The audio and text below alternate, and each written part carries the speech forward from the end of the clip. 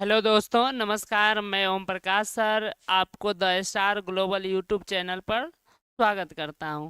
पिछले क्लास में हम लोग बाल गोविंद भगत नॉन हिंदी क्लास 10th के नॉन हिंदी के बाल गोविंद भगत चैप्टर को अध्ययन किए थे। आज उसका वस्तुनिष्ठ प्रश्न लेकर आपके सामने आए हैं।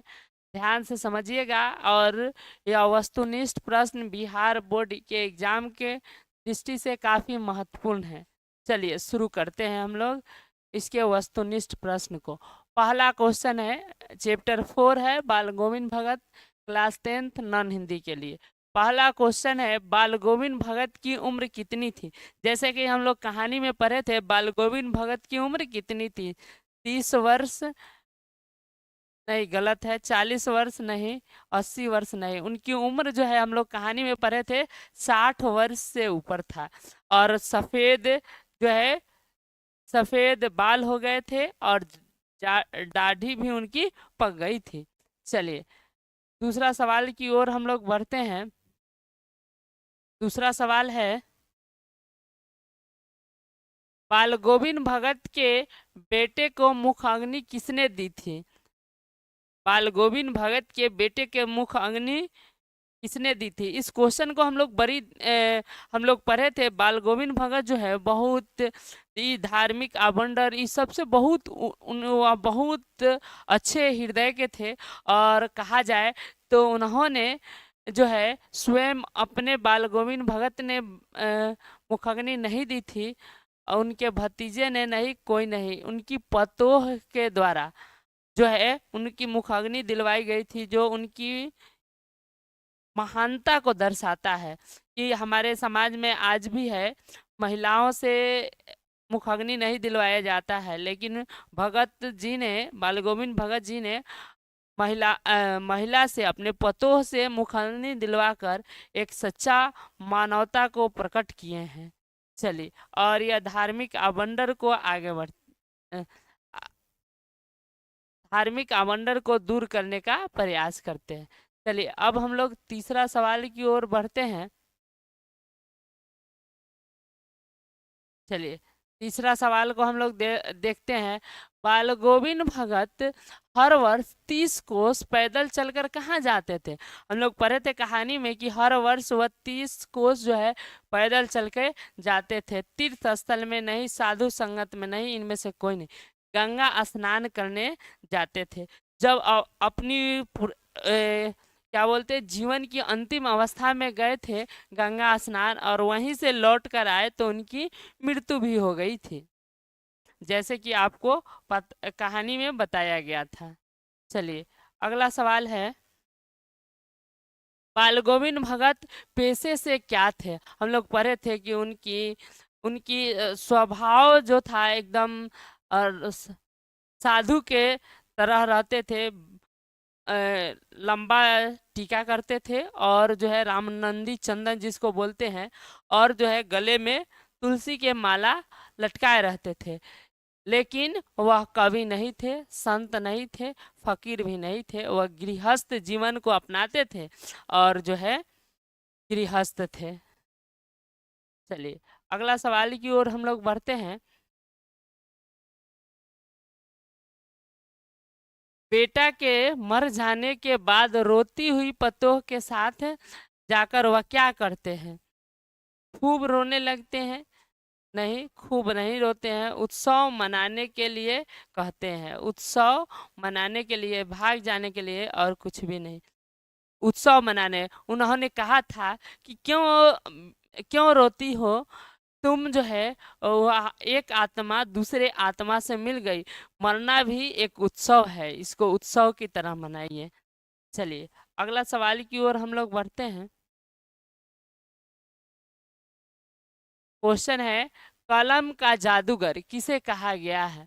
कलम का जादूगर किसे कहा गया है? प्रेमचंद्र को नहीं, शिवपूजन सहाय किसी को नहीं, राम वृक्ष बेनीपुरी, राम वृक्ष बेनीपुरी जी को, जैसे कि हम लोग कहानी पढ़े थे उस समय बताए थे कि राम वृक्ष बेनीपुरी जी बिहार के रहने वाले थे। और इतनी अच्छी कहानियां लिखते थे कि इनको जो है कलम का जादूगर कहा गया है। याद रखिएगा, जो इस कहानी के भी लेखक है बाल गोविंद भगत।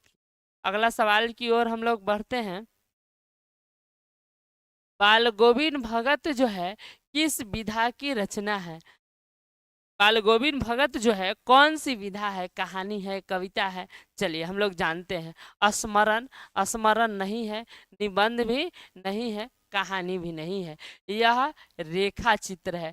राम वृक्ष बेनीपुरी जी की लिखी हुई एक रेखा चित्र है, जो खास करके बाल गोविंद भगत के जीवन पर आधारित है, उनको बताया गया है, उन्हीं के जीवन पर आश्रित है। अगला सवाल की ओर हम लोग बढ़ते हैं। अगला क्वेश्चन है, बाल गोविंद भगत के रचनाकार कौन है?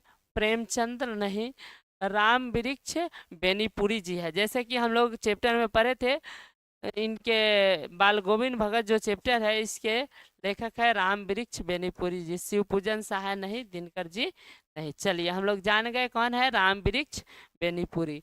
याद रखिएगा आप लोग। अगला सवाल की ओर हम लोग बढ़ते हैं।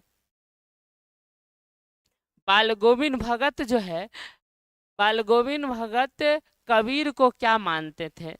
कबीर को क्या मानते थे? चलिए हम लोग कहानी में पढ़े थे, बाल गोविंद भगत कबीर पंथी थे और कबीर को अपना जो है भगवान नहीं, अल्लाह नहीं, फकीर नहीं, साहब मानते थे। कबीर को अपना साहब मानते थे और कबीर पंथी थे। हमेशा हम लोग कहानी में पढ़े थे कि कबीर पंथी वाइट करके होता है, वह कबीर पंथी जो है टोपी पहनते थे। चलिए अगला सवाल की ओर हम लोग बढ़ते हैं। अगला सवाल है, बाल गोविंद भगत के कितने पुत्र थे, यानी कितने बेटे थे? एक, दो, तीन, चार। तो बाल गोविंद भगत के दो, तीन, चार पुत्र नहीं थे, एक पुत्र था, वो भी काफी सुस्त और बोदा किस्म का था, थोड़ा कल्प यानी था। और इसीलिए भगत जी जो है अपने पुत्र को बहुत मानते थे, क्योंकि उनका कहना था कि ऐसे लोगों के साथ ही लगाव रखना चाहिए जो जिसका कोई सहायता न करता हो। चलिए अगला सवाल की ओर हम लोग बढ़ते हैं। बाल गोविंद भगत का बेटा कैसा था? अभी हम लोग पढ़े हैं कि बाल गोविंद भगत के पुत्र कैसा था? बुद्धिमान नहीं, सुस्त, हाँ सुस्त था। उनका बेटा जो है सुस्त था, मोटा नहीं, दुबला पतला नहीं, सुस्त था। ठीक है, चलिए अगला सवाल की ओर हम लोग बढ़ते हैं। बाल गोविंद भगत जो थे वह बेटे के मरने पर क्या कर रहे थे?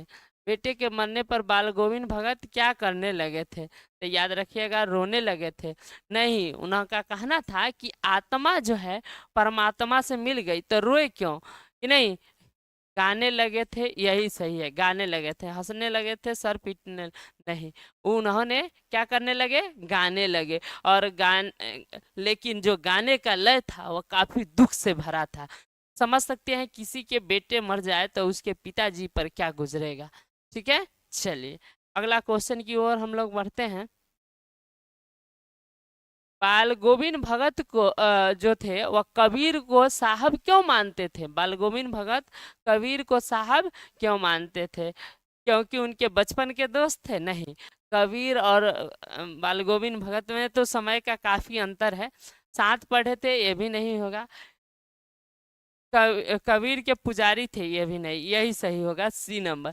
कबीर के आदर्शों पर चलते थे। बाल गोविंद भगत जो है कबीर को इसलिए साहब मानते थे क्योंकि उनके आदर्शों पर चलते थे। जैसे कि हम लोग कहानी में पढ़े थे कि इनको पास जो भी उपज होता था वह कबीर जो मठ हो आता था वहाँ पर ले जाते थे और वहाँ से जो बचता था वह लेकर आते थे और उसी से इनका जीवन निर्वाहन होता था। चलिए अगला क्वेश्चन की ओर हम लोग बढ़ते हैं।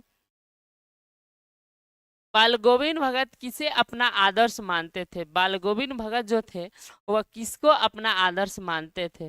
तुलसीदास को नहीं, रसखान को नहीं, सूरदास को नहीं, कबीर दास को मानते थे। बाल गोविंद भगत जो है किसको अपना आदर्श मानते थे? कबीर दास को। चलिए अगला सवाल की ओर हम लोग बढ़ते हैं। जो 15वां सवाल है, बाल गोविंद भगत जो थे उनके संगीत साधना का उत्कर्ष किस दिन देखा गया?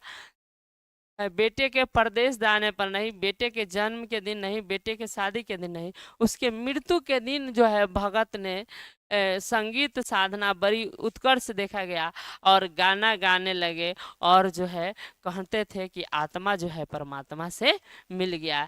सो किस बात की कि नहीं, जिसको हर दिन हर एक व्यक्ति को एक न एक दिन उस आत्मा को उस परमात्मा से मिलना था। चलिए अगला सवाल है, बाल गोविंद भगत की पतोह क्या थी? बाल गोविंद भगत की पतोह क्या थी? हम लोग कहानी में पढ़े थे, कर्कशा नहीं, रोगग्रस्त नहीं, झगड़ालू नहीं, बड़ी सुंदर और सुशील थे। उसका स्वभाव काफी अच्छा था। आपको पता होगा जब उनकी बेटे मर गई थी तो बाल गोविंद भगत अपने पतोह को जो है कहते हैं चले जाइए, उनके भाई को बुलाकर दे दिए, उसको सौंप दिए और कहे इसका दूसरा शादी कर दीजिए। तो वह उनकी पतोह रोती हुई कहती है कि हम अगर चले जाएंगे तो आपका इस वृद्ध अवस्था में कौन देखेगा, कोई देखने वाला नहीं है। बहुत सुंदर और सुशील किस्म की उनकी पतोह थी। चलिए अगला क्वेश्चन की ओर हम लोग बढ़ते हैं। बाल बाल गोविंद भगत अपने खेतों के जो पैदावार होते थे वह कहाँ दे आते थे? हम लोग पढ़े थे कहानी में, कहाँ दे आते थे? हनुमान मंदिर में, शिवालय में, अनाथ आश्रम नहीं, कबीर पंथी मठ था, उसी मठ में जो है अपना जो है जो भी अनाज होता था उसको दे आते थे। चलिए अगला सवाल की ओर हम लोग बढ़ते हैं।